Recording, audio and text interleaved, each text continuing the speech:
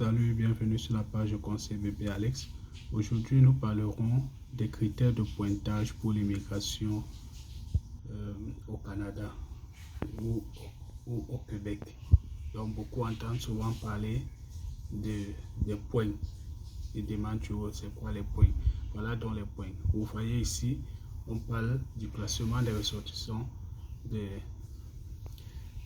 pays étrangers dans le système de déclaration d'intérêt. Capital humain, vous voyez le grand titre en bas. Capital humain, petit a, connaissance du français. La connaissance du français, vous voyez, on met niveau de compréhension orale, il y a des grilles de points, de 1 à 4 et tout. Et à côté, on met les ressortissants étrangers, c'est-à-dire le demandeur principal. Voilà les grilles de points. S'il est à 1, de 1 à 4 dans la compréhension orale, de 1 à 4, ça veut dire qu'il aura 0 points dans le maximum. Vous voyez, on dit la maximum 70 points. Et à l'extrême droite là-bas, on dit les points aussi que son conjoint ou sa conjointe lui apporte. Donc, il faut savoir que le demandeur principal, lui, fait les tests, le test de langue du français sur les 4 modules, tandis que son époux ou son conjoint ou sa conjointe de fait uniquement le test sur 2 modules. Voilà, à bien retenir. Donc, voilà les critères de points. La conjointe ou le conjoint lui apporte ce nombre de points là. Et vous voyez en bas, on met niveau de production orale. Même chose. Le ressortissant étranger dont le demandeur principal, voilà sa grille de points, et son épouse ou sa conjointe de fait ou son conjoint de fait lui apporte ce nombre de points. Pareil, niveau de compréhension écrite. Niveau de compréhension écrite, maintenant le conjoint ou la conjointe n'intervient plus, c'est maintenant lui seul. Voilà son nombre de points. Là, nous sommes sur le test de français. Voilà les différents tests de français qui sont acceptés. Maintenant, on va faire une prochaine vidéo, mais pour ceux qui sont pressés, peuvent aller vérifier la particularité de chaque test. Mais on va faire aussi une vidéo pour présenter chaque test et sa particularité. Ici en bas, c'est le niveau d'échelle. Donc ici, à l'extrême gauche dans ce tableau, nous avons les critères du Québec. Vous voyez les critères du Québec. Quand vous êtes entre 12 et 11, vous allez voir sur votre test, c'est écrit C2. Donc quand ça sera écrit C2 sur les tests qui sont à l'intérieur là, donc au milieu vous voyez les tests, vous allez voir C2. Or si vous faites l'autre test qui est le DAF, donc DALF, c'est C2 au moins 32 sur 50. Vous voyez, voilà comment ça se lit. Vous allez voir ceux qui ont fait les tests ou ceux qui feront. Quand vous avez ce genre de notation, vous aurez les en lettres B2, C1, C2, B1. Vous devez à savoir à quelle échelle ça renvoie. Vous voyez en bas, petit b. Petit b, nous avons la connaissance combinée pour le test d'anglais. Ça, c'est pour ceux qui vont faire aussi le test d'anglais. C'est pas obligatoire, mais ça apporte aussi des points en plus. Donc, le test d'anglais vous apporte des points, mais c'est pas obligatoire, je dis bien. Mais ceux qui sont anglophones, c'est l'inverse. Ceux qui sont anglophones et qui vont faire le test d'anglais, s'ils font aussi pour le français, c'est la même combinaison dont ils auront droit. Voilà. Donc, ici en bas, nous avons les différents tests d'anglais. Vous voyez les différents tests d'anglais et pareil que pour l'autre, nous avons les niveaux de compétences linguistiques ou l'échelle ou échelle. Bon, vous voyez maintenant ici l'âge. On a maintenant le critère âge. Vous pouvez remarquer que de 18 à 30 ans, le ressortissant dont le demandeur principal a 130 points. Donc il prend directement les 130 points. Dès que vous avez déjà 31 ans, ça diminue. Et vous regardez à l'extrême droite que pour le conjoint aussi c'est la même chose. Pour le conjoint aussi, le conjoint vous apporte des points. Voilà. Donc, et ce qui est encore plus pertinent, pardon, ce qui est encore plus pertinent à observer ici, c'est que regardez comment à partir de 38 ans, vous perdez pratiquement la moitié des points. Dès que vous traversez 38 ans, vous perdez les points. Dès que vous avez 44 ans, vous avez 7 points. Votre conjoint ou conjointe a 6 points. 45 ans, vous avez 0 points. Déjà sur la rubrique de l'âge. Durée de l'expérience professionnelle. La durée de l'expérience professionnelle, vous pouvez remarquer que on dit moins de 11 mois, ça vous donne 0 points. C'est pourquoi j'insiste souvent à vous dire il faut avoir au moins 3 ans d'expérience pour cumuler beaucoup de points. Vous voyez que à de 36 à 47 mois déjà, vous êtes déjà dans 3 ans, autant pour moi. Et 48 mois, c'est déjà plus de 4 mois. C'est déjà dans les 4 mois et tout. Le niveau de scolarité, c'est très important de le savoir parce que beaucoup ne connaissent pas les équivalences en termes de formation. Le niveau de scolarité ici, vous voyez d'abord la rubrique des points, ressortissant dans le demandeur principal à 90 points et son époux ou son épouse ou son conjoint à 70 points, maximum 70 points. Voilà, et vous voyez le niveau d'études. Vous voyez diplôme d'études secondaires générales. Ne vous trompez pas sur les équivalences parce que quand on dit niveau d'études secondaires, beaucoup vont faire référence à leur niveau d'études. Votre référence doit être celle du Canada ou du Québec.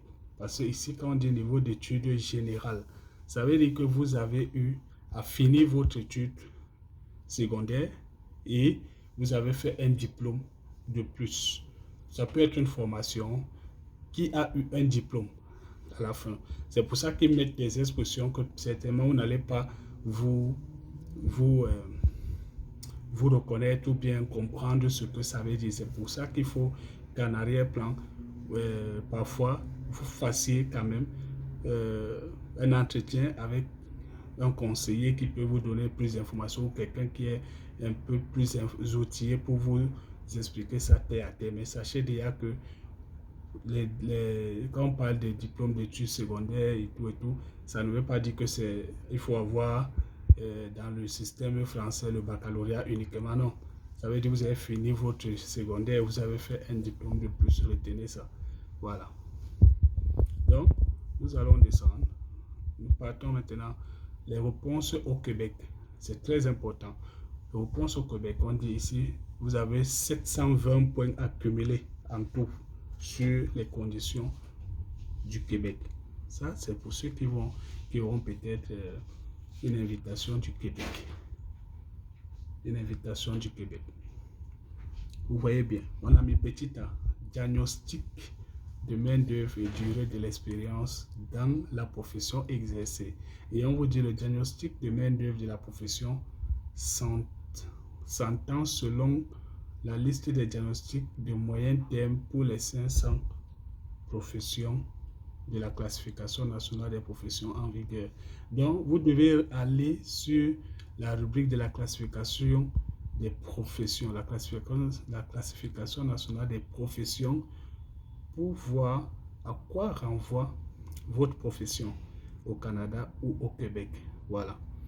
Et ça va se baser sur la banque des déclarations d'intérêt pour les invitations et tout. Donc, c'est pas tout le monde qui a le profil d'immigré. C'est ça qu'ils veulent vous dire. C'est ça qu'ils veulent nous dire en quelque sorte. C'est pas tout le monde qui a le profil d'immigré ou bien c'est pas tout le monde qui a le profil prioritaire pour immigrer. Et si vous n'êtes pas prioritaire dans leur plan, vous allez patienter. C'est comme ça, c'est que l'âge évolue. Bon, vous voyez ici, on a diagnostic, le diagnostic, profession évaluée au sein, profession évaluée en équilibre au sein diagnostic. Vous voyez bien, on a mis à côté durée de l'expérience. Moins de 12 mois, déjà, vous avez 0 point. Moins de 12 mois. 12 mois ou plus, vous avez 30 points. Vous voyez que ça renvoie encore à ce que nous étions en train de dire plus haut, que 36, il faut au moins savoir 33 mois, 3 ans autant pour moi, 3 ans d'expérience pour avoir quand même beaucoup de points dans cette rubrique-là. Donc, ça, c'est d'abord le diagnostic sur l'expérience professionnelle. Maintenant, on passe sur le domaine. Le domaine de formation, ça fait référence aux listes, aux sections des domaines de formation qui sont prioritaires pour eux. Comme vous voyez, c'est classé en bas là. C'est classé en ordre croissant. Voilà, vous voyez E. Donc, si vous êtes dans la rubrique E, votre profession, si c'est dans la rubrique E, ça veut dire que ce n'est pas intéressant pour eux. Si vous êtes dans la rubrique D, ce n'est pas intéressant pour eux. Si vous êtes dans la rubrique C, ça commence un peu à être intéressant. À B, c'est intéressant. A, alors c'est le sommet. Et il y a une liste des domaines dont je vais faire une autre vidéo pour vous présenter la liste des domaines de formation du Québec ou du Canada qui peut renvoyer ou qui renvoie à vos formations que vous avez ou à vos professions. Ici, nous avons maintenant la rubrique des diplômes. Diplôme du Québec. Si vous êtes diplômé du Québec, donc c'est pour vous dire que même les étudiants internationaux qui fréquentent ici, qui se forment, vont être aussi dans ce bassin-ci. Donc, on va évaluer aussi leur profil là. Donc, vous voyez, ça concerne tout le monde, pas seulement ceux qui sont hors du Canada. Donc, diplôme du Québec, si vous avez un diplôme du Québec, vous voyez maintenant les niveaux d'études. Vous voyez bien que diplôme d'études secondaires générales, c'est-à-dire quelqu'un qui est sorti du secondaire, il a fait une école, il a fait une formation générale, pas professionnelle, il a 10 points. Et ça monte, ça monte, ça monte. Et vous voyez un peu plus en bas, diplôme d'études universitaires de deuxième cycle, c'est-à-dire la maîtrise, tu as 48 points. Maintenant, si tu as un doctorat, tu cumules les 50 points. Troisième cycle, c'est le doctorat. Durée de l'expérience professionnelle au Québec. Donc, ceux qui ont travaillé au Québec, selon la classification nationale des professions, donc si c'est dans leur rubrique, si c'est dans leur formation, donc dans le cadre de leur formation qu'ils ont fini et qu'ils ont travaillé, ils ont eu à travailler dans leur domaine, vous voyez aussi le nombre de points qu'ils auront, ils auront. Sinon, quand ils n'auront pas cette expérience, ils seront plutôt envoyés dans le bassin de ce qu'on appelle l'expérience québécoise, c'est-à-dire ils ont fréquenté au Québec, ils ont vécu au Québec pendant plusieurs mois, pendant plus d'un an et tout. Donc, ils n'auront pas quand même des points là parce que beaucoup d'étudiants ici font des métiers qui ne rentrent pas toujours dans le cadre de leur formation qu'ils suivent et tout. Et ça fait qu'à la fin, ils se retrouvent en train. Et c'est pourquoi beaucoup, vous allez voir, ils finissent d'étudier. Après, vous leur demandez, tu as la résidence permanente, ils disent non. Pourquoi? Parce qu'il est d'abord en train de travailler, chercher ce qu'on appelle l'expérience professionnelle au Québec ou au Canada. Donc, il part d'abord travailler. Dès qu'il a un contrat, déjà quand tu as un contrat de travail, maintenant tu tombes ici en bas. Donc ici aussi, on demande la durée de l'expérience professionnelle dans le reste du Canada.